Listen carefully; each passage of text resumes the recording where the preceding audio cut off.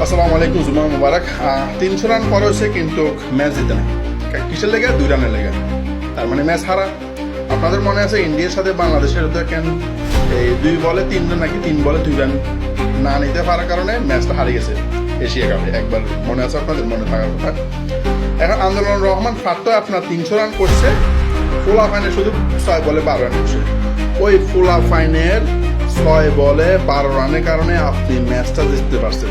আপনাদের 300 রান বেকার যাইত যদি 6 বলে 12 রান না করা যেত। অতএব ওই 6 বলে যে 12 রান করছে ওই 12 রানের কারণে আজকে এখানে সংসদে করে মানে কি টেবিল থাপড়ান আপনারা, ঠিক আছে? টেবিলটা যে থাপড়ান, কার কারণে থাপড়ান এটা কিন্তু মনে রাখি। সংবিধান যদি এতই মানতে হয় তাহলে এখনো আওয়ামী লীগ সরকার ক্ষমতায় থাকার কথা, প্রধানমন্ত্রী শেখ হাসিনা হওয়ার কথা।